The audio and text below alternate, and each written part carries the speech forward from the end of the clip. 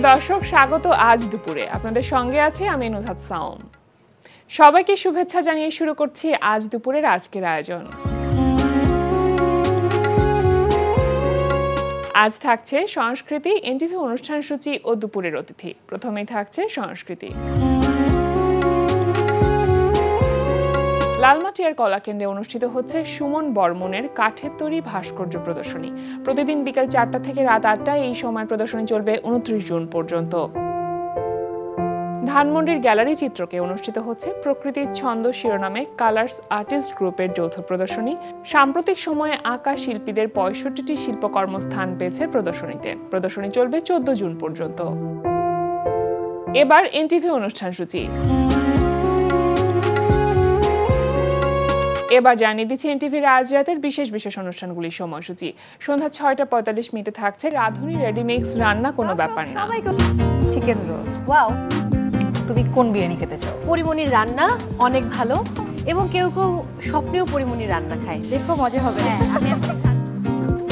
আগে মিষ্টিমুখ করতে হবে, তারপর রান্না শুরু করতে হবে। এটা খুবই ভালো একটা নিয়ম। এ কি এর ভিতরে?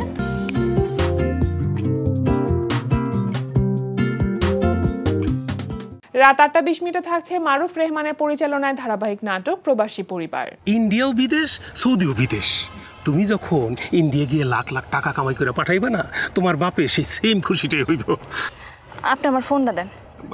দিতেছি, ফোন অবশ্যই দিমু। আগে আমি শিডিউলটা যাই, নাহলে তুমি আমার সাথে আসো তো, কথা কয় না। আসো। আমার না খুব ডর লাগতেছে। সাথী, তুই শিলার একটা ফোন দে। আমার কাছে ফোন নাই, আর তাছাড়া আমি ফোন দিলে কইব যে আমি মিন্টু ভাইয়ের লগে আছি। কি লোক কে আছে আমার লোকে? আপনারা কার কথা কোন? কার কথা আবার? শিলার কথা। কখন সকালবেলা বাড়িতে বেরিয়েছে, এখনো আসার কোনো নামগন্ধ নেই। রাত 9টায় থাকছে টার্কিশ ধারাবাহিক কুল্লুস ওসমান গাজী। রাত 9টা 40 থাকছে একক নাটক জাদুর শহর।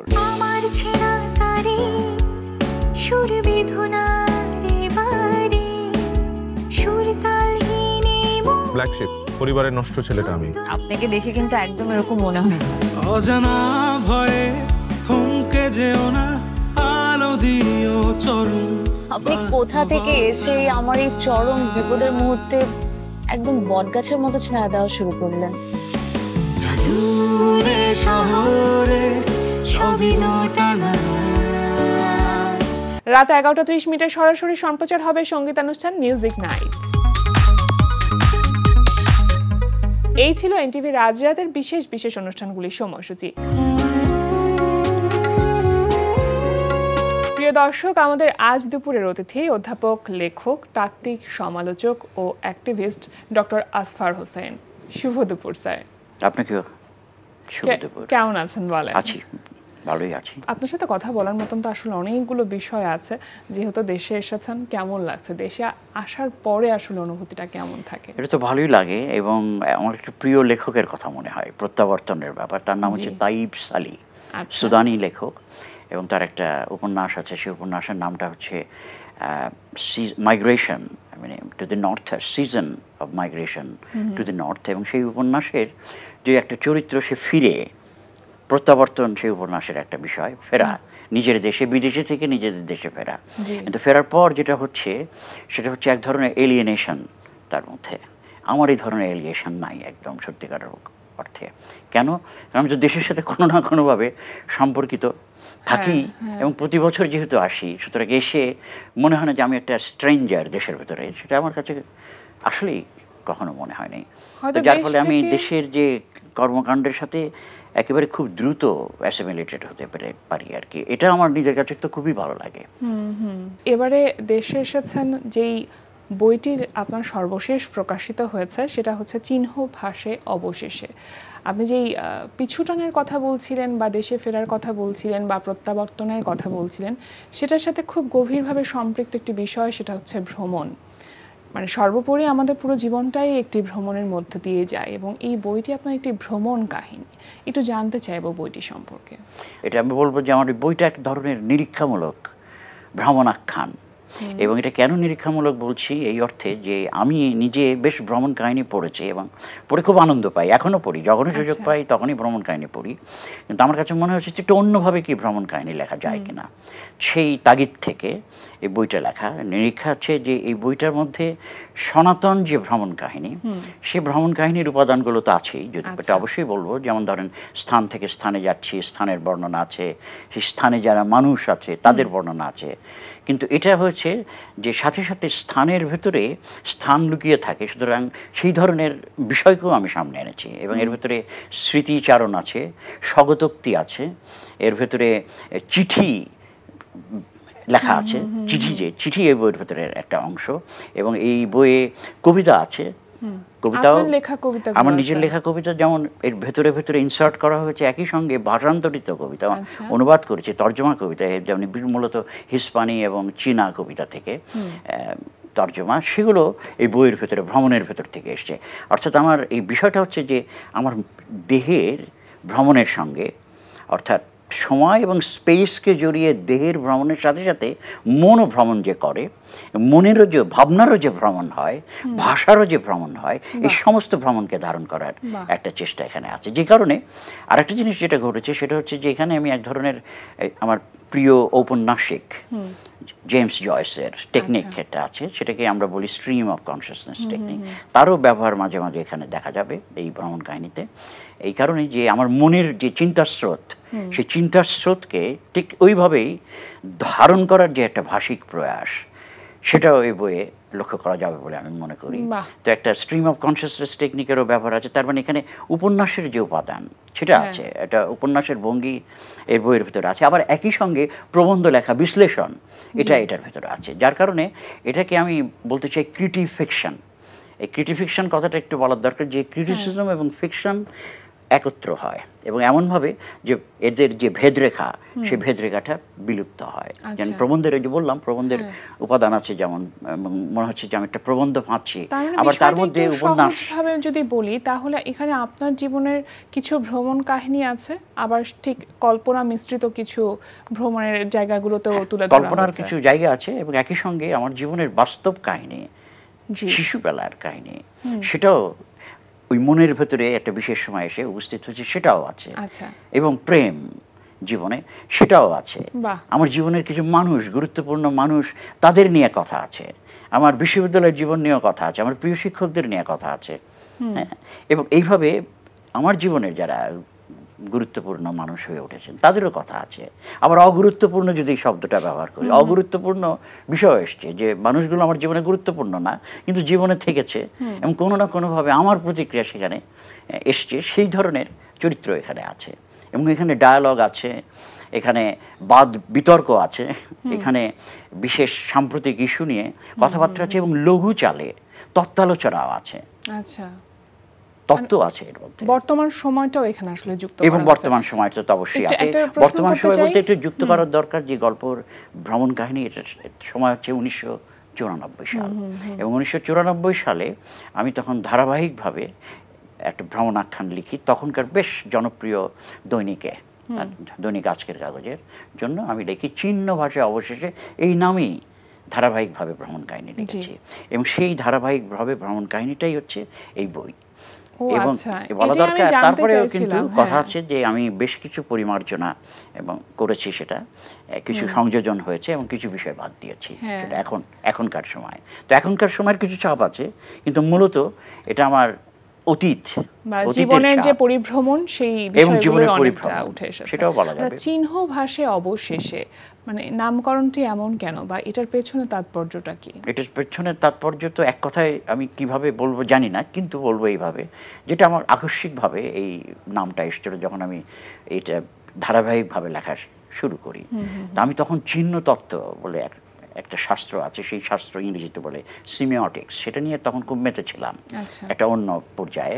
এবং বিশেষ করে তখন আমি উত্তর কাঠামোবাদী বলে কথা আছে, মানে ইংরেজিতে আমরা বলি পোস্ট স্ট্রাকচারালিস্ট থিওরি, তখন আমি পড়ছি বেশ মোটামুটি এটা অল্প বয়সে, তুলনামূলকভাবে অল্প বয়সে। আমি তখন বিশ্ববিদ্যালয়ের লেকচারার, কেবল জাহাঙ্গীরনগর বিশ্ববিদ্যালয়ের শিক্ষক হয়েছি এবং পাশাপাশি তখন আমি বাংলাদেশ লেখক শিবিরের সাধারণ সম্পাদকের দায়িত্বও নিয়েছি এই সময়। এবং আরেকটা পত্রিকা তখন বেরোচ্ছে, সেটার সঙ্গেও যুক্ত হয়েছি, সাপ্তাহিক পত্রিকা। একই সময় এই যখন এটা লিখে এই ভ্রমণ কাহিনী লিখছি, তখন সময় বলে একটা পত্রিকা আমরা বের করতাম, সাপ্তাহিক পত্রিকা, যার সম্পাদক মণ্ডলীর সভাপতি ছিলেন অধ্যাপক সিরাজুল ইসলাম চৌধুরী। আমিও সম্পাদক মণ্ডলীর সঙ্গে যুক্ত ছিলাম এবং সেই পত্রিকা সৈয়দ আবুল মকসুদও আমাদের সম্পাদক মণ্ডলীর একজন সদস্য ছিলেন। তখন আমরা বের করতাম ওইখানেও। তো এই সময় ওই চিহ্ন নিয়ে আমি খুব মেতেছিলাম, একটা যে চিহ্নটা কি আসলে, এবং আমার জীবনের আরো অনেক বিষয়বস্তু ছিল, এবং সংস্কৃতিতে চিহ্নের কি প্রভাব, এবং চিহ্ন মোছারও যে চিহ্ন থাকে এটা নিয়ে আমি কবিতাও লিখেছি ইত্যাদি ইত্যাদি। এই সময়ের মধ্যে তখন হঠাৎ করে মনে হলো যে নামটা তো দেওয়া যেতে পারে চিহ্ন ভাষায় অবশেষে। শেষ পর্যন্ত তো চিহ্ন থাকেই, এবং এই চিহ্ন কিন্তু সনাতন অর্থে চিহ্ন না, এটা ভাষার চিহ্ন আসলে।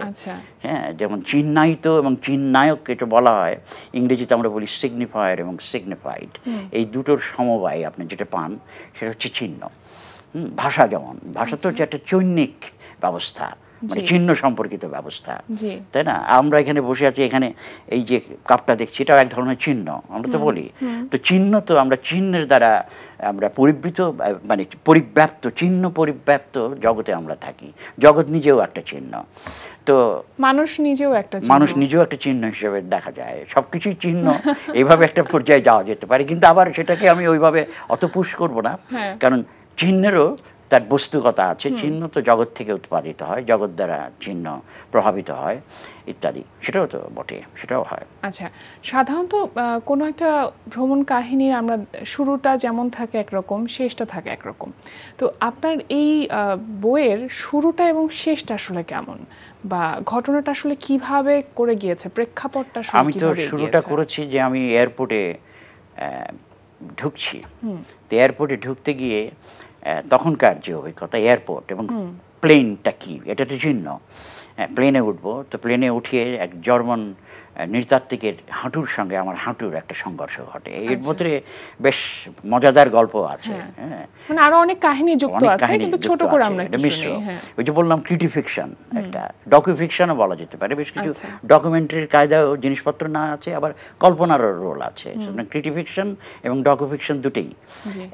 তো তার সাথে আমার জার্মান হাড্ডি, যে জার্মান দার্শনিকের মতো খুব শক্ত, এটা তো আমি বুঝতে পেরেছিলাম। তো এটা দিয়ে শুরু, এটাতে একটা মোটামুটি মানে হাঁটুর সাথে হাঁটিয়ে আমি আমার সিটে বসতে গিয়ে তার হাঁটুর সাথে আমার হাঁটুর ধাক্কা লাগে। তো আমি ধাক্কা লাগলাম, দেখছি এত ব্যথা, মানে এরকম ধাক্কা আমার জীবনে খুব কম এসছে বলে আমার মনে হয়। তো এরকম, তো এটা দিয়ে এরকম একটা ঘটনা দিয়ে তারপর শুরু হয়েছে। তারপর আমি প্লেনে যখন বসে আছি, তারপর প্লেন উঠছে, তখন আমার কি মনে হচ্ছে, মনের ভেতরে আমার চিন্তার স্রোত কি, সেটাকেও একটা ধরার চেষ্টা আছে। এইভাবে শুরু হয়েছে।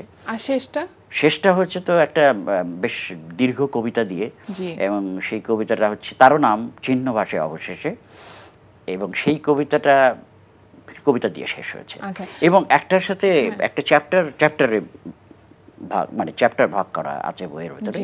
একটা চ্যাপ্টারের সাথে একটা চ্যাপ্টারের যোগসূত্র ঠিক তাৎক্ষণিক মনে হবে না, কিন্তু কিছুক্ষণ পড়ার পর আমি আশা করি পাঠক বুঝতে পারবেন যে এটা যোগসূত্র তো এটা রয়েছেই বটে। এবং রৈখিক পারম্পর্য বলে, ইন্টারলিঙ্কড তো বটে, কিন্তু রৈখিক না। ইন্টারলিঙ্কড কিন্তু আবার রৈখিক না, মানে একেবারে যে আমরা ক্লাসিক রিয়েলিস্ট না, ধরেন একটা সময় থেকে আরেকটা সময় জাম্প করা হচ্ছে।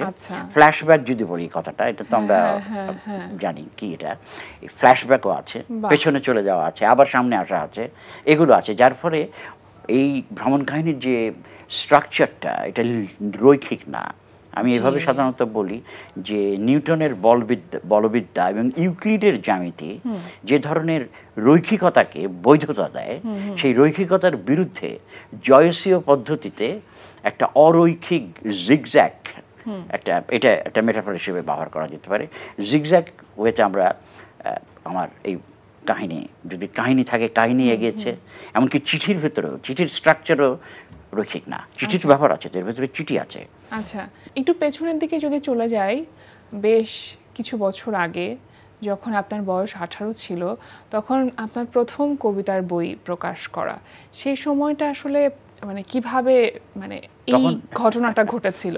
তখন তো অল্প বয়সের ঝোঁকে হ্যাঁ, কবিতার বই বের করে ফেলেছি এবং সেক্ষেত্রে অবশ্য আমাকে অনুপ্রেরণা জুগিয়েছিলেন ওই সময় আমাদের ঢাকায় থাকতেন একজন ইংরেজ কবি, টমাস অ্যানসেল নাম। সে ইংরেজ কবি আমার ইংরেজিতে কবিতা লেখার ব্যাপার দেখে তখন ইয়াং অবজারভারে কিছু কবিতা বের হয়েছে। আমরা যারা কবিতা তো লিখছি অনেক বেশি, তো একটা বইও তো করতে পারো। তখন থেকে ওটা আমি একটা বই করেছিলাম, তখন আমার বয়স মাত্র 18 এবং বইটার নাম হচ্ছে ক্রোম্যাটনস। এবং খুবই না বলে পারছি না, আমার অত্যন্ত প্রিয় শিক্ষক অধ্যাপক কায়সার হক, সেটা আবার পোস্ট কলোনিয়াল লিটারেচারের একটা এনসাইক্লোপিডিয়াতে ওই বইয়ের তিনি উল্লেখ করেছেন। আমি তো একটু কুঁকড়ে গেলাম, কারণ ওই কবিতা আমি নিজে ভুলেই গেছিলাম যে আবার কবিতার একটা বই আছে, কিন্তু মানুষজন ইংরেজি কবিতার বই এবং ছিল। ইংরেজি কবিতার বই। সাধারণত আমরা দেখি যে লেখকদেরকে নিজের মাতৃভাষায় প্রথম বই প্রকাশ, তখন আমি মাতৃভাষাও লিখেছি, ইংরেজি বাংলাও, আচ্ছা, কিন্তু বইটা বাংলা। প্রথম প্রকাশিত বই ইংরেজি, প্রথম প্রকাশিত বই ইংরেজি এবং সেটা ইংরেজি কবিতার বই। তার পরবর্তীতে তো বেশ দীর্ঘ একটা পথ চলা লেখক হিসেবে, একজন অ্যাক্টিভিস্ট হিসেবে যদি আমরা আপনাকে ধরি, এই এতগুলো বছরের সবথেকে বড় উপলব্ধি কি মনে হয়? যে জীবন আমরা যাপন করি সেই জীবনটা ঠিক আমরা নিজেদের মতো করে তো সবসময় যাপন করতে পারি না, সেটা সম্ভব না। আরও অন্যান্য বিষয় আপনার জীবনকে প্রভাবিত করে, বস্তু জগৎ আপনার জীবনকে প্রভাবিত করে, কিন্তু তার ভেতর থেকেও আপনার যদি প্রেম থাকে, ভালোবাসা থাকে এবং প্রত্যয় থাকে, তাহলে কিছুটা তো যাপন করা যায়। এই উপলব্ধিটা আমার এসছে। কিন্তু তারপরে থেকে থেকে মনে হয় যে জীবন আমাকে চালনা করে না, আমি জীবনকে চালনা করি। এটা নিয়ে একটা দার্শনিক ভাবনা এবং অমীমাংসিত দার্শনিক ভাবনা এটা আমার থাকেই, এটাই বলবো। এটা এবং আপনার চিন্তা ভাবনার মধ্যে তো একটা বড় পরিসর বা যে ভালোবাসার কথা বলছিলেন, সেখানে একটা বড় জায়গা জুড়ে আছে আপনার মেয়ে। একটু জানতে চাইবো তার কথা। হ্যাঁ, আমার মেয়ে তো আমি নিঃসন্দেহে আমার জীবনের অন্যতম অংশ বলবো এভাবে। আমি ভালোবাসার মানুষ।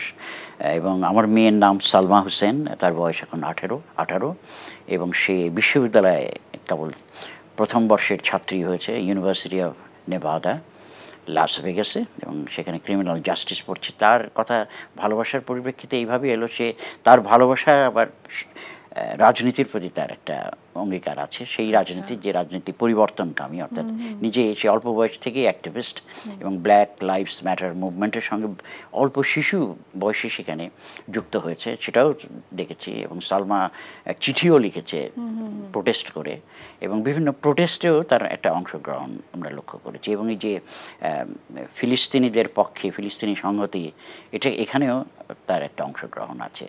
তো ভালোবাসা না থাকলে, ভালোবাসা মানে খুব গভীর অর্থে না থাকলে তো আপনি অ্যাক্টিভিস্টও হতে পারেন না। ভালোবাসা না থাকলে আপনি কবি হবেন কী করে, লেখক হবেন কী করে, পরিবর্তন আনবেন কীভাবে?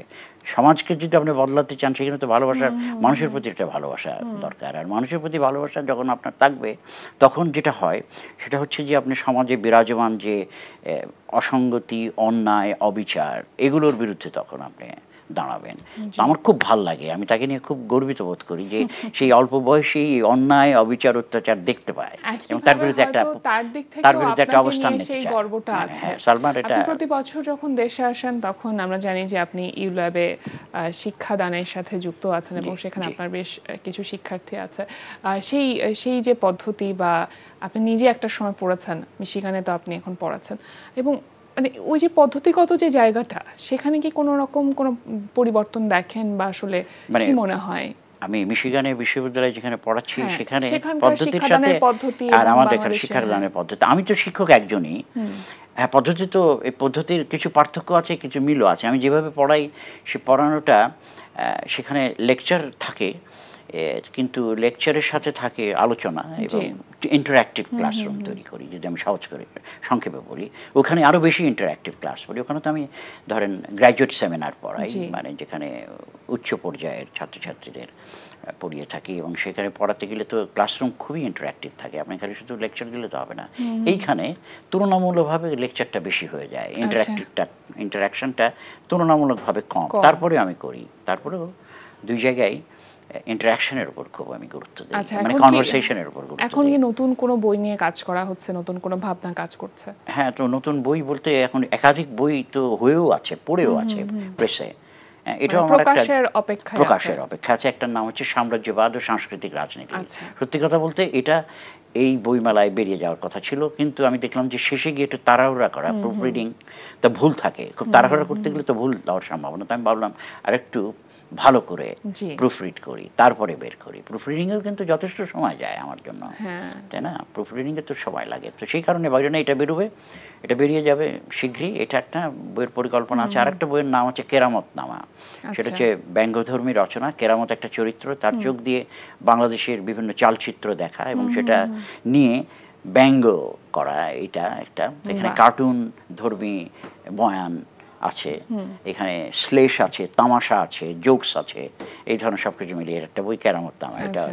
এটাও হয়ে গেছে, পাণ্ডুলিপি তৈরি হয়েছে, প্রেসে কম্পোজ হয়ে পড়ে আছে। তো এটাও বের হবে বলে ধারণা। আসলে আপনার সাথে কথা বলতে গেলে এত এত বিষয় আছে, এত এত বিষয়বস্তু আছে যেগুলো নিয়ে আরো অনেক লম্বা একটা সময় প্রয়োজন। একটা সময় আমাদের এনটিভিতেও আপনি বেশ দর্শক জনপ্রিয় একটি অনুষ্ঠান উপস্থাপনা করেছেন। সেই বিষয়টা নিয়ে হয়তো কথা বলার সময় আমরা পেলাম না, কিন্তু একদম শেষ পর্যায়ে আপনার কণ্ঠে দুটো লাইন আমরা শুনতে চাইবো, আপনার স্বরচিত কোনো কবিতার দুটো লাইন। তাহলে আমি এই বই থেকে, বইয়ের শেষের যে কবিতা, সেখান থেকে কিছু অংশ পড়ে শোনাই, সেটা হতে পারে। আপনাকে ধন্যবাদ।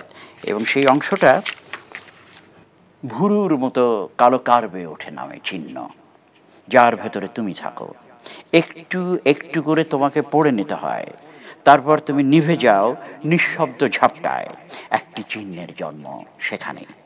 দপ করে আবার তুমি জ্বলে ওঠো, বিকেলের বয়সী রোদ নিভে গেলে তোমার শরীরে ঝলমল করে ওঠে নক্ষত্র। তবুও নাবিক হারাতে থাকে পথ, রাজনীতি, অর্থনীতি, সমাজ সব ডুবে যায় একটি ভূখণ্ডের অন্বেষায়। চিহ্ন থাকে, চিহ্ন ডাকে, হাত বাড়ালে চিহ্ন সরে যায়, অন্য চিহ্ন চোখের তারায় জলজল করে।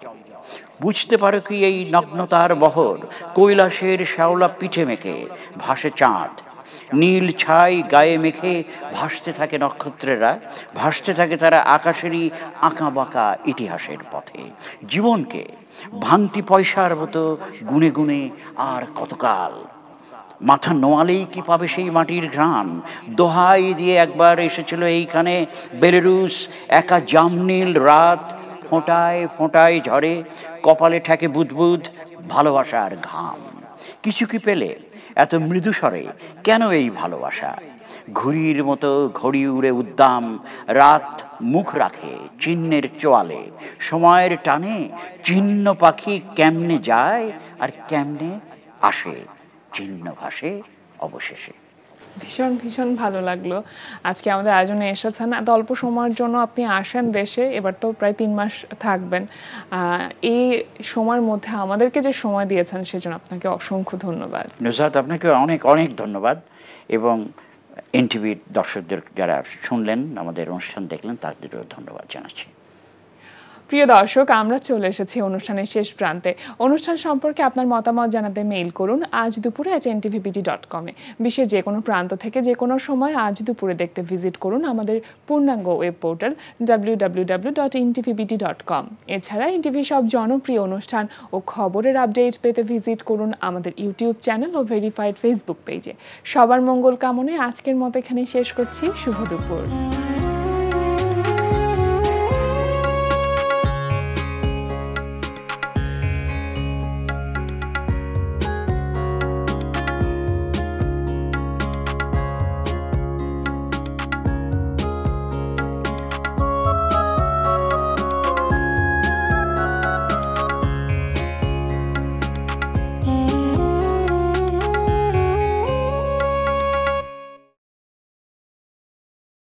এখন জন্ম সনদ দিয়ে খোলো বিকাশ স্টুডেন্ট অ্যাকাউন্ট।